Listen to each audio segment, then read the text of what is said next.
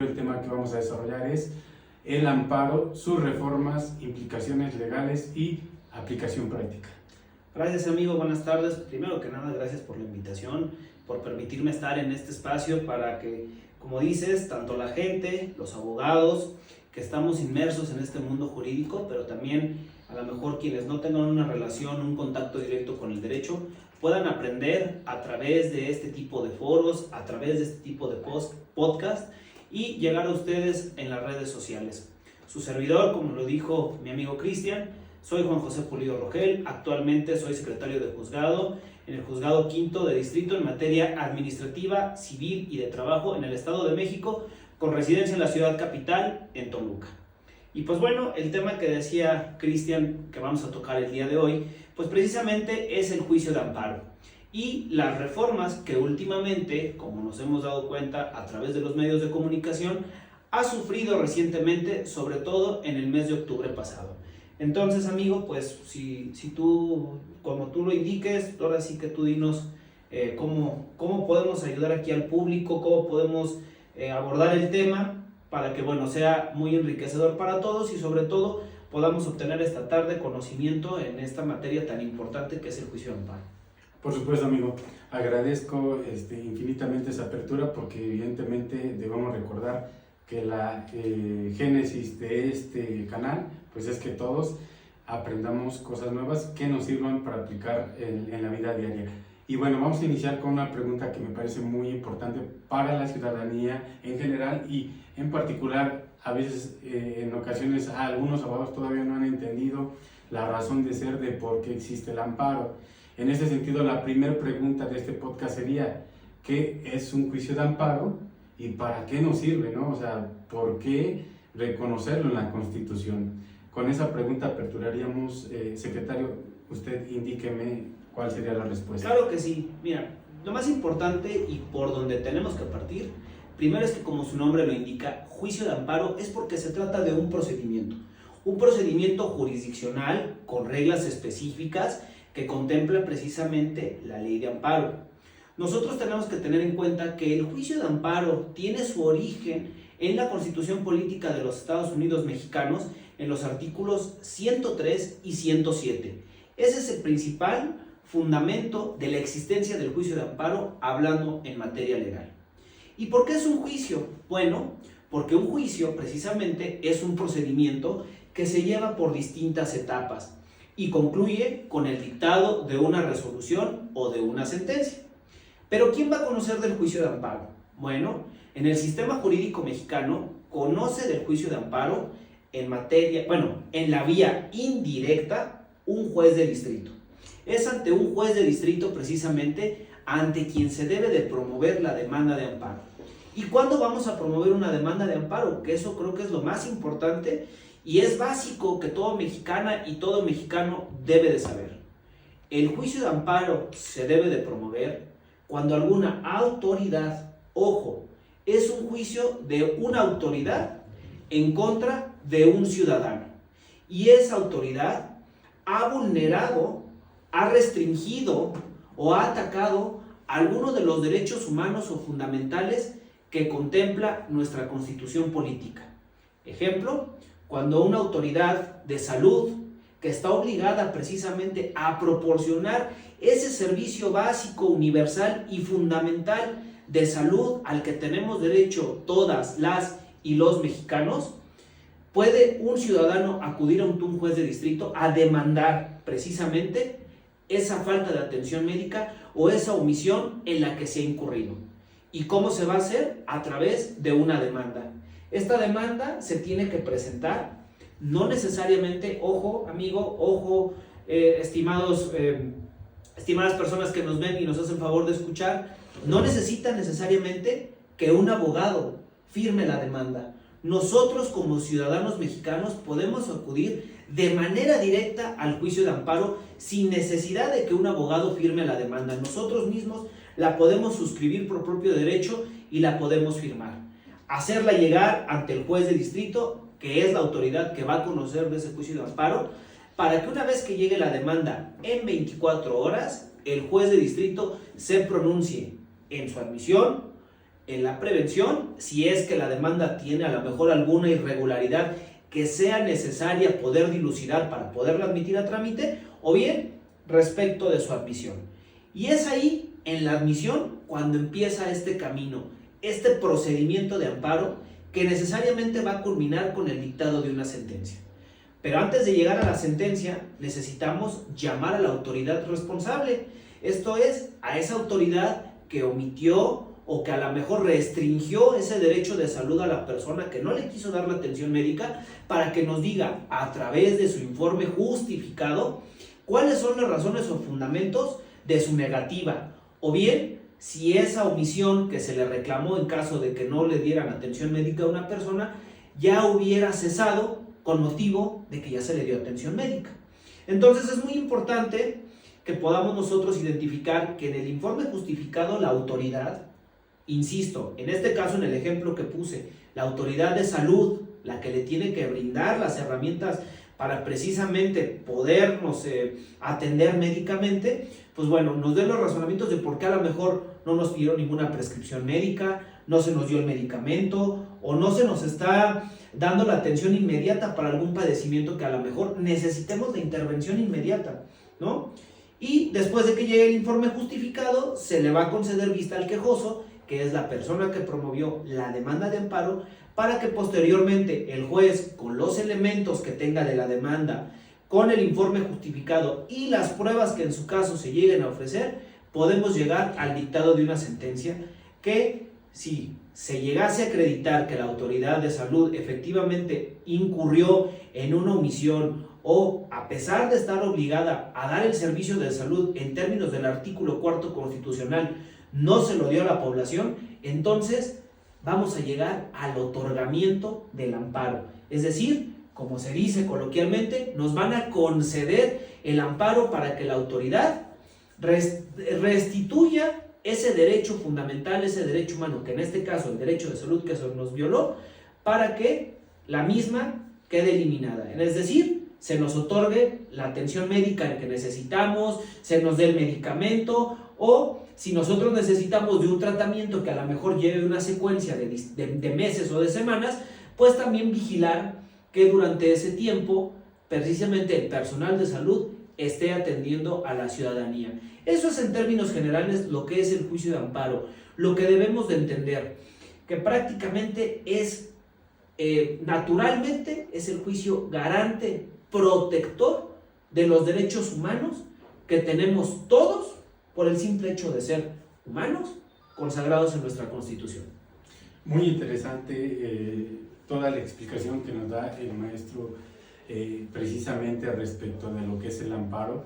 Evidentemente, por eso todos los ciudadanos debemos conocerlo, porque mediante él podemos hacer efectivos los derechos que tenemos reconocidos. No se trata solamente de conocerlos, sino también de evidentemente conocer qué vías podemos hacerlas valer, ¿no? Reitero. En ese sentido, pues bueno, vamos a responder también una pregunta que muchas personas hacen sobre el amparo. Creo que es algo que tenemos que aclarar. En muchas ocasiones escuchamos a través de los medios y las redes sociales que el amparo solamente está creado para las personas que tienen una economía, por lo cual la pregunta va en ese sentido, maestro. ¿El amparo solamente lo pueden promover personas que tengan una capacidad económica? ¿O? No, y creo que voy a ser muy enfático aquí, y me gustaría que precisamente la gente que nos hace favor de ver y escuchar graben perfectamente muy bien esto. El juicio de amparo es para todas y para todos los mexicanos que sintamos que una autoridad, ojo, una autoridad, el juicio de amparo es necesariamente contra una autoridad que vulnere o que a lo mejor no respete nuestros derechos humanos. Ahí es cuando debemos de acudir al juicio de amparo. Y como lo decía hace rato en la plática introductoria, no necesitamos necesariamente de un abogado. Sí hay veces que las personas a lo mejor requieren de contratar algún servicio profesional de un abogado para que a lo mejor tengan una mejor guía, para que puedan tener mayor cercanía, por así decirlo, con una persona que sí está involucrada en la materia jurídica. Pero eso no significa necesariamente que las personas necesiten siempre un abogado o que necesiten pagar dinero para entrar, para poder acudir al juicio de amparo. Eso es mentira. El juicio de amparo, su tramitación es gratuita. Ustedes pueden acudir a los tribunales y ningún servidor público, ninguno, tiene que cobrar por la tramitación de un juicio de amparo.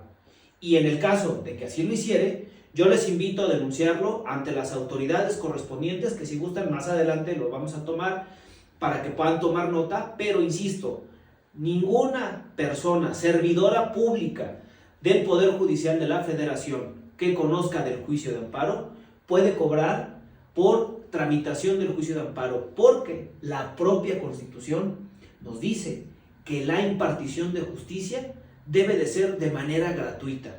Entonces, mexicana, mexicano, hay que quitarnos ese chip de la cabeza de que solamente pueden acudir a los tribunales las personas que a lo mejor tengan una posición económica alta, favorable. No, todas y todos tenemos derecho a este acceso a la justicia. ¿Y qué nos toca a nosotros como ciudadanos? Pues también pedir al Poder Judicial, en este caso a los servidores públicos de esta institución, que precisamente hagan su trabajo como lo marcan las normas aplicables. En este caso, en el Poder Judicial de la Federación, te lo comento, se los comento para que lo sepan, hay un código de ética, un código en el que todos los servidores públicos que pretendemos servir a esta nación a través de la impartición de justicia, nos tenemos que basar. ¿Y cuál es el más importante? La honestidad. Se nos pide que seamos honestos, que nosotros no podemos, insisto, hacer el cobro alguno por el desempeño de nuestros servicios, porque esos se nos paga por el Estado. Entonces, insisto, el juicio de amparo es gratuito, es universal, y todo mexicano que sienta que sus derechos humanos han sido vulnerados, atacados por una autoridad, puede acudir a él. Por supuesto, no pasemos por alto y no confundamos las garantías que en su caso son necesarias para la efectividad del amparo. Eso es otra cuestión totalmente distinta. Y como ya lo escucharon por el maestro, no requieren cubrir alguna cuota con motivo de la promoción de algún amparo. Si ustedes están en presencia de alguna violación por parte de una autoridad, pues simplemente pueden tramitarlo, como ya bien lo mencionó el maestro, por propio derecho, sin la necesidad de contratar algún abogado, que no obstante están las defensorías públicas federales, ¿no? Claro, la Defensoría Pública Federal, que obviamente pues también es un instrumento de ustedes los ciudadanos que pueden acudir en caso de que no tengan los recursos económicos para pagar un defensor o un abogado particular, pues también pueden acudir ante ella. Pero insisto, el simple hecho de promover un juicio de amparo ante un tribunal federal no debe causar algún pago o alguna erogación económica alguna. Muy bien, pues ha quedado muy clara la respuesta a esas interrogantes que planteamos. Y bueno, aquí vamos a tocar ahora sí el punto medular de esta plática, una vez que ya tuvimos la apertura general. Recientemente, en octubre de este año, se realizaron distintas reformas a la ley de amparo, entre otras leyes y la propia Constitución, evidentemente. Entonces, quisiéramos saber a qué se refieren de manera resumida esas reformas y, bueno, desde este momento a lo mejor también cómo operan en la práctica, particularmente pues en el lugar donde está usted laborando, maestro. ¿Cómo es que se da esa parte? Claro que sí. Pues bueno, como bien lo dijo Cristian y como también se comentó al principio del programa, pues la ley de amparo sufrió ahorita una reforma muy importante desde mi punto de vista en octubre de este año 2025. Uno de los artículos, una de las figuras que fue reformada en esta ley, este octubre de 2025, fue precisamente el interés legítimo. Rapidísimo, voy a dar una explicación legal porque pues a lo mejor me dicen, bueno, ya estamos hablando de interés legítimo, no. En el derecho, para poder acudir al juicio de amparo, hay tres tipos de interés. El interés simple, que es el interés que tiene cualquier ciudadano respecto de un asunto. El interés de que me pegaron en el coche, porque tiraron basura donde no se tenía que tirar, porque a lo mejor cometí alguna infracción de tránsito. Eso es un interés simple. A la ciudadanía nos interesa en términos generales ese cumplimiento, pero desafortunadamente en la ley de amparo el interés simple no está reconocido. Después tenemos el interés jurídico, que es un interés que hasta antes de la ley de amparo vigente en 2013 era el único que se reconocía en el sistema jurídico mexicano. El interés jurídico era cuando mi esfera de derechos, cuando mi derecho humano, mi derecho fundamental se veía directamente transgredido. ¿Y a qué voy a hablar? Bueno, ¿y cómo lo voy a ejemplificar? Muy fácil. La propiedad que yo tenga respecto de un bien inmueble o de un bien mueble, que a lo mejor es invadido de manera ilegal, yo tengo ahí un interés jurídico. ¿Por qué? Porque el bien que se está afectando es directamente de mi propiedad. Entonces, como se está afectando precisamente mi patrimonio, yo tengo ese derecho de acudir ante un juez de amparo a demandar que una autoridad de manera ilegal inició la construcción de una calle, de una vialidad o la ampliación de una avenida sin antes hacerme una indemnización, hacer una consulta o sin la expropiación, que también lo contempla la propia Constitución, y entonces ahí se vulnera mi interés jurídico y mi derecho humano de propiedad. Eso sin duda yo puedo acudir al juicio de amparo porque me veo afectado de manera directa. Eso es el interés jurídico.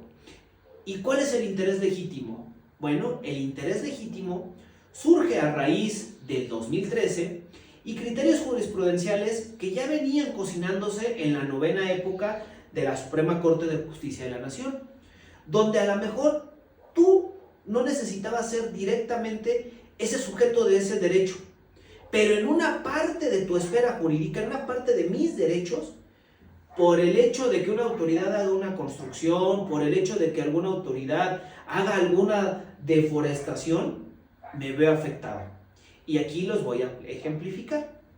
Hace muchos años hubo en la ciudad de Cancún, en el estado de Quintana Roo, un litigio precisamente en la que vecinos de ese municipio, de Benito Juárez, en Quintana Roo, demandaron en el juicio de amparo que las autoridades estaban atacando de manera injustificada un manglar, el manglar de Tajamar, y precisamente ellos decían que se veían afectados porque no obstante de que son ciudadanos que viven precisamente en ese municipio, pues sabemos que también la implicación que tienen los manglares pues es para evitar que los huracanes, los ciclones lleguen a impactar pues, de manera muy fuerte a esos lugares de costas. Entonces, ese interés que se les reconoció a esta ciudadanía se vino a definir como interés legítimo, porque si bien no están siendo afectados de manera directa en su patrimonio, porque los manglares no son de ellos, no tienen un título de propiedad, una escritura, un contrato de compraventa que ampare que esa propiedad o que ese predio es de ellos, lo cierto es que sí se ven afectados a lo mejor con todo lo que tenga que ver con el manglar en cuanto a su afectación, porque ellos residen ahí y porque obviamente los estragos que lleguen a tener los fenómenos de la naturaleza en esa parte de la República Mexicana, su magnitud, que sean, ejemplo, ciclones de categoría 5, pues obviamente pues la calidad que tienen son de destructivos. Entonces obviamente a la gente le afecta, y le afecta en su derecho humano, tanto del medio ambiente, como en su derecho humano precisamente de que el lugar en el que ellos residen sean respetados todas las cuestiones de la flora y la fauna que conforman ese entorno. Entonces ahí tenemos al interés simple, al interés jurídico y el interés legítimo. Pero el interés legítimo viene ahora en esta reforma, en octubre de 2025, a decir que hay una implicación. Limita al juez de distrito, al órgano jurisdiccional de amparo, para que proceda a su análisis si la violación al derecho humano es inminente. ¿A qué me refiero con esto? El legislador lo cerró a que nosotros no podemos hablar de casos hipotéticos, no podemos hablar a lo mejor en un futuro, sino que tenemos que demostrar la afectación real. Y a veces, pues eso no es posible, porque no nos vamos a esperar a que llegue un huracán categoría 5 que destroce por completo la ciudad para que podamos decir, bueno, ahora sí ya voy al amparo porque ya es inminente la afectación. No, precisamente lo que se busca con el interés, o lo que se buscaba con el interés legítimo, era precisamente prevenir todo ese tipo de circunstancias, prevenir que a lo mejor la selva toda quede deforestada, ¿no? Por hacer alguna construcción, por hacer algún puente, alguna conexión, porque precisamente tenemos que respetar todo el entorno, porque a futuro no sabemos las implicaciones que, sobre todo atendiendo a lo que estamos viviendo del calentamiento global, podemos vivir más adelante. Es por ello que a mí, en lo particular, a lo personal, lo tengo que decir, me preocupa que este término de interés legítimo se haya restringido y que necesariamente tengamos que tener una afectación real, porque, insisto, no podemos esperarnos a que los desastres de la naturaleza impacten de manera desastrosa para nosotros después acudir al juez de amparo y precisamente a través de un amparo, valga la redundancia, pues se proteja la flora y la fauna de determinada entidad, de determinada circunscripción territorial, sino que precisamente debemos de prevenirlo. Y ahora con esa limitante pues ya no lo podemos hacer. Me preocupa un poco, realmente creo que es una reflexión que todos, no nada más los abogados, sino los ciudadanos debemos de tener, porque entonces nuestra herramienta para defendernos de los actos de autoridad, que es el juicio de amparo, la vamos limitando. Y no se trata de eso, porque como tú bien lo sabes, amigo, el artículo 1 de la Constitución dice que los derechos humanos deben de ser progresivos. Debemos de buscar cada vez un mayor reconocimiento de ellos. Y esta definición de interés legítimo, lejos de ser progresiva, viene a ser un poco restrictiva. Ojo. Entonces, insisto, es una opinión muy particular de su servidor, pero pues bueno, vamos a ver ya en la práctica qué otra consecuencia tenemos. También hay otra cuestión muy interesante, que es, obviamente, pues, los aparatos, la tecnología, cada día avanza de manera impresionante, ¿no? Entonces, desde el 2013 la ley de amparo ya contemplaba lo que es la promoción del juicio de amparo a través del portal de servicios en línea, siempre y cuando ustedes tengan una herramienta que se llama la FIREL, que es la firma electrónica del Poder Judicial, que ustedes la pueden obtener muy fácil en el Poder Judicial. Hay que meternos a la página oficial para ver cuáles son los requisitos para poderla tramitar y la puedan usar los justiciables y poder acceder al juicio de amparo. ¿Qué es lo que busca el juicio en línea? Hacer más sumarios, hacer más rápidos los procedimientos jurisdiccionales. Pero también necesitamos que la ciudadanía, que los abogados, también nos ayuden a instrumentarnos con herramientas tecnológicas, por ejemplo, ustedes como la FIREL, para que las notificaciones que lleguen a salir del juicio se puedan hacer a través del portal de servicios en línea y no necesariamente tengan que acudir ustedes al juzgado a notificar, o no tenga que el actuario recorrer ciertas distancias o librar un despacho, ¿no? Alguna otra, algún otro distrito judicial o algún otro circuito para que se lleve a cabo un emplazamiento, una notificación, sino con simplemente la firma electrónica pues podemos agilizar los procesos. Creo que esto es positivo.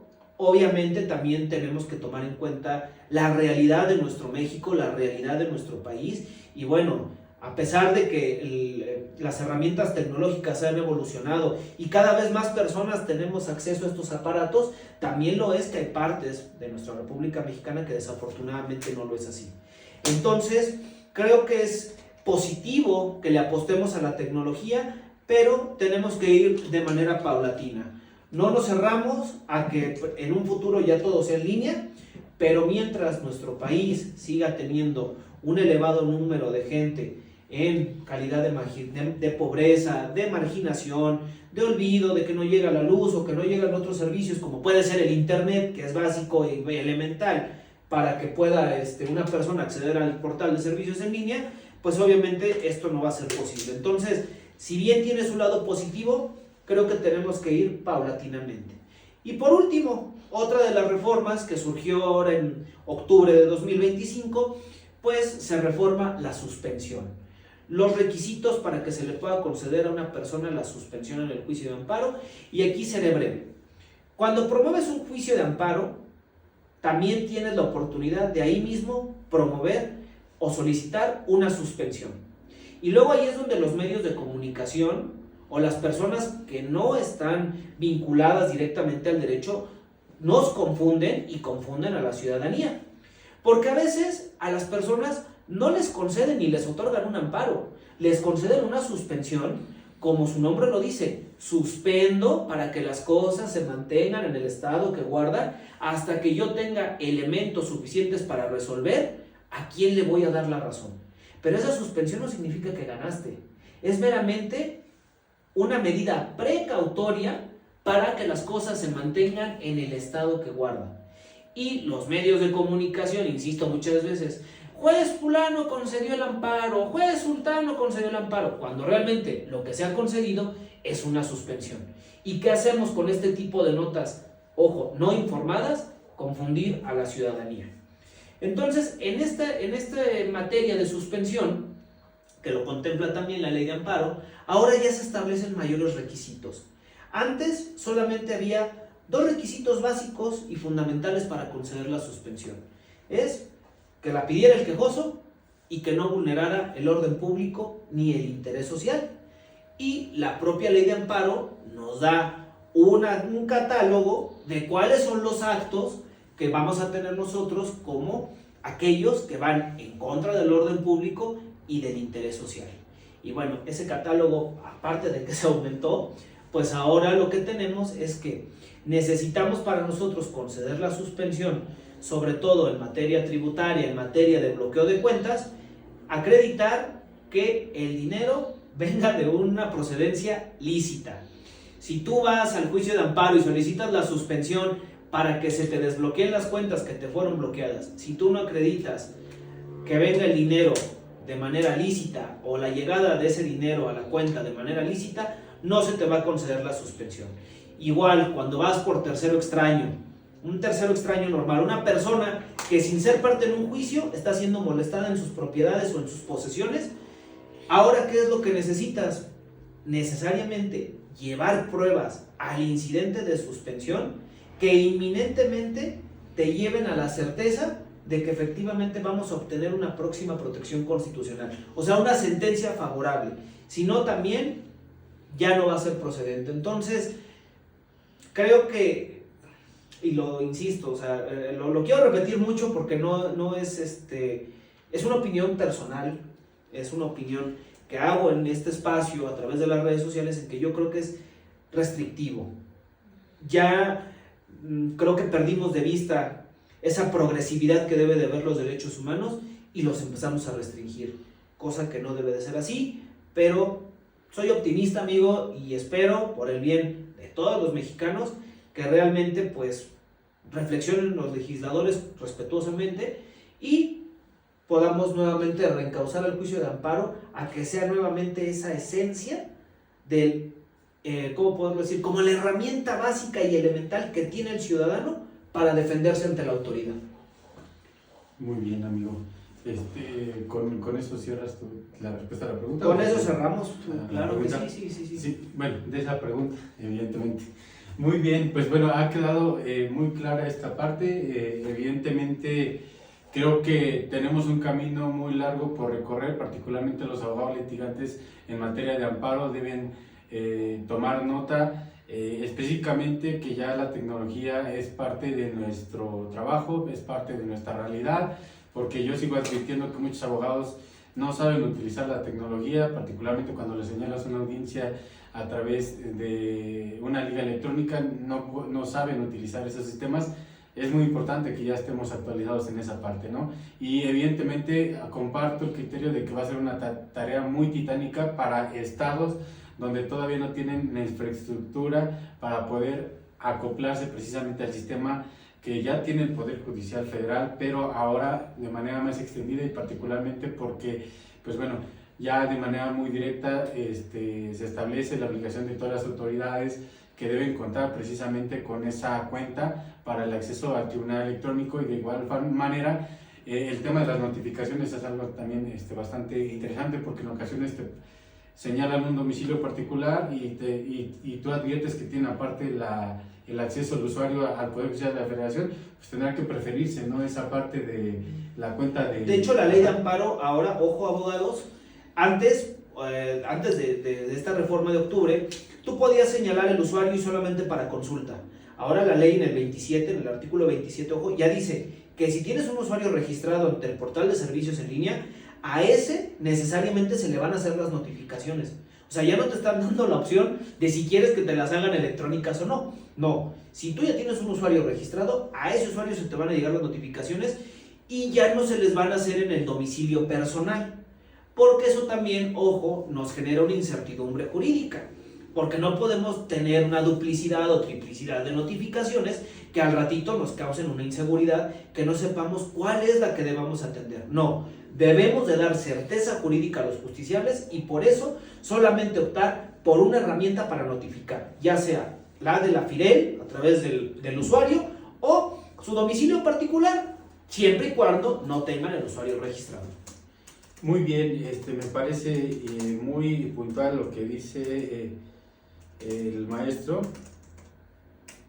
Y bueno, vamos a hacer otra pregunta también que tenemos aquí programada en el podcast, que es algunos ejemplos generales de en qué casos, aparte del que ya mencionaste relacionado al tema de la salud y el tema de medio ambiente, en qué otros casos para la gente común y que nos escucha, que no sabe de amparo a lo mejor, puedes promover un amparo que nos sirva, ¿no? Claro que sí. Mira, muchas veces hay gente que hace solicitudes a los ayuntamientos, a los municipios, para pedirles X o Y servicio. No me voy a meter ahorita en si drenaje, alumbrado público, pavimentación, reencarpetamiento, no me voy a meter en eso, pero simplemente ustedes elevan una petición que lleve los requisitos del octavo constitucional, entre ellos que sea por escrito, que sea de manera pacífica, de manera respetuosa, y bueno, una vez que ustedes presentan ese escrito ante la autoridad municipal, ante el ayuntamiento, obviamente se ve obligado a contestar. Y si él no contesta en un tiempo razonable, porque bueno, tampoco vamos a esperar que a lo mejor si la solicitud es compleja, pues no vamos a esperar que nos contesten en 24 horas. Creo que dependiendo del tipo de solicitud, va a depender cómo se va a dar los tiempos de la contestación.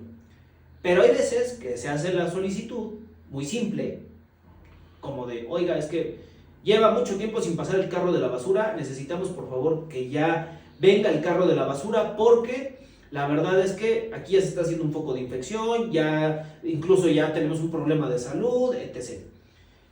Eso si ustedes elevan la petición y el ayuntamiento, el municipio tarda mucho tiempo en contestar, ustedes pueden acudir al juicio de amparo a reclamar precisamente que la autoridad ha vulnerado ese derecho de petición consagrado en el artículo 8º constitucional y cuando llegue la demanda al juzgado de amparo, obviamente si cuenta con los elementos, esa petición de que sí fue elevada ante la autoridad correspondiente, de que se hizo de manera pacífica, respetuosa, por escrito, y no se ha dado en un término prudente, el amparo se va a otorgar para que a esa ciudadanía o a esa persona que acudió a que la autoridad le conteste, pues pueda tener esa respuesta.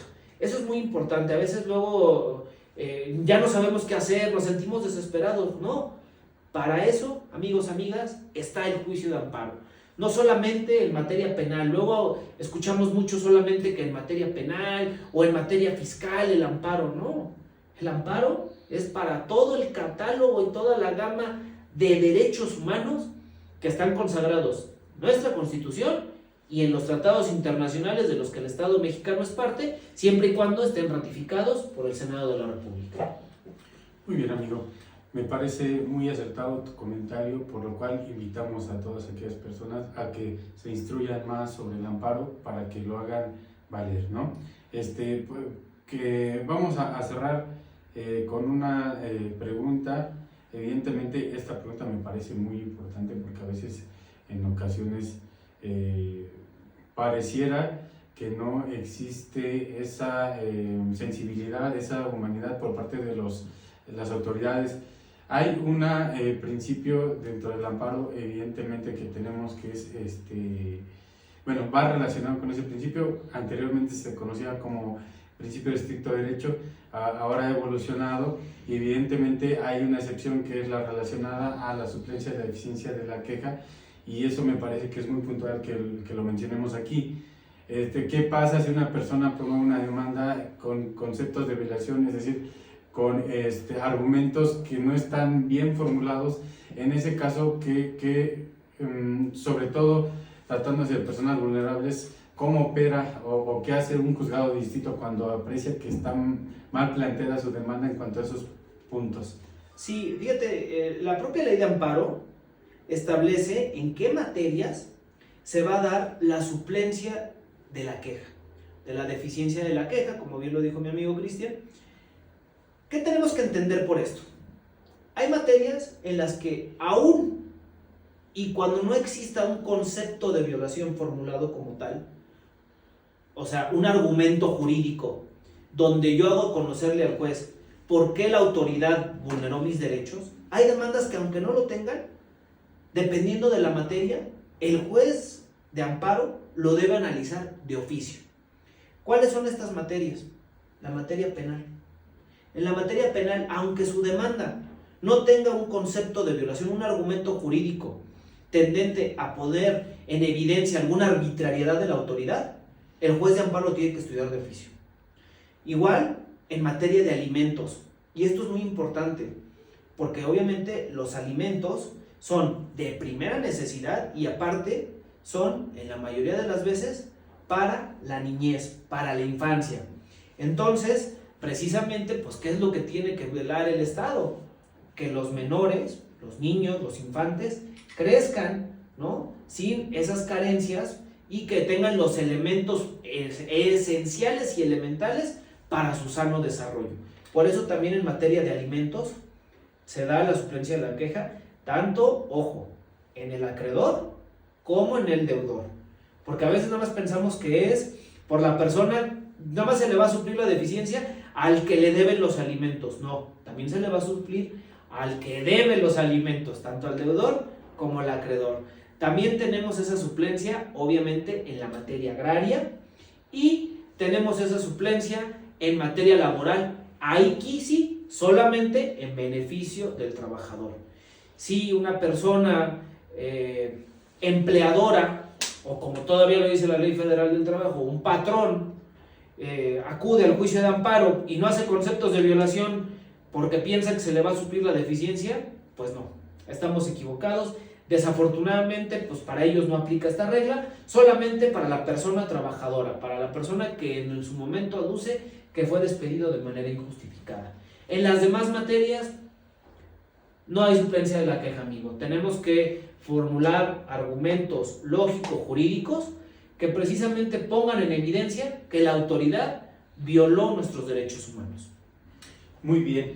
Bueno, la respuesta muy acertada y sobre todo para seguir evidenciando que el amparo no es una institución cerrada, es una institución donde todos pueden acceder y evidentemente para cerrar ya con la última pregunta, aprovechando todo el conocimiento que tienes, amigo, ¿qué les recomiendas en general a abogados, estudiantes y a lo mejor si quieres tocar a la ciudadanía,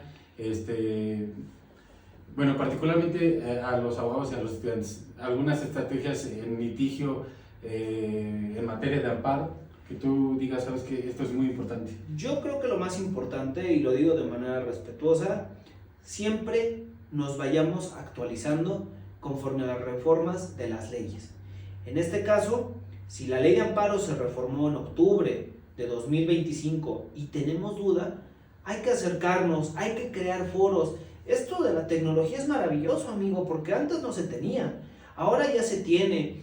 Y si ustedes están interesados en actualizarse, en poder tener más conocimiento respecto de estas reformas o simplemente su aplicación, porque hay gente que ha llegado y me ha dicho, licenciado, es que la ley no es clara, la ley no es precisa, yo no la entiendo. Está bien, no todos necesitamos entender, pero si tú no entiendes, si tú no sabes algún concepto, creo que no tiene nada de malo que te acerques, que pidas que se explique, crear este tipo de foros, mesas de análisis, de discusión, donde podamos analizar las reformas. Y eso es lo hermoso del derecho, eso es lo hermoso de que es una ciencia jurídica. Es una ciencia porque siempre va evolucionando, siempre que tenemos que estar en constante preparación. Entonces, yo de manera muy respetuosa los exhorto, sobre todo a las personas que se dedican al derecho, que se dedican a litigar, que postulan, servidores públicos también, tanto del Poder Judicial Federal como del Poder Judicial del Estado de México, de todavía las juntas, porque todavía tenemos juntas de conciliación y arbitraje, pues que nos actualicemos respecto a estos temas porque son muy importantes. Realmente el juicio de amparo, me lo dijo un maestro al que aprecio mucho y creo que tiene toda la razón, el juicio de amparo es muy técnico, no basta conocer la ley, necesitamos aprender a través de la jurisprudencia y de los casos prácticos cómo va a ser la aplicación. Por eso, amigos, si me lo permites, pues más adelante nos podemos ver para, si el público así lo decide, hablar de un tema en específico, porque ya vimos el amparo es muy amplio. El amparo, híjole, podemos terminar hoy, mañana y va a terminar la liga de fútbol y seguimos hablando de amparo. Entonces, si Cristian me invita, me hace el favor de invitarme y ustedes quieren que hablemos de un tema en específico, con mucho gusto, pero no se queden con la duda. Más vale siempre preguntar que errar, porque en esos errores a veces desafortunadamente va la salud, el patrimonio de la persona o su libertad. Entonces, creo que más vale siempre preguntar y asesorarnos. Por supuesto, amigo, aquí las puertas de este canal siempre van a estar abiertas para ti, particularmente por toda esta expertise que tienes.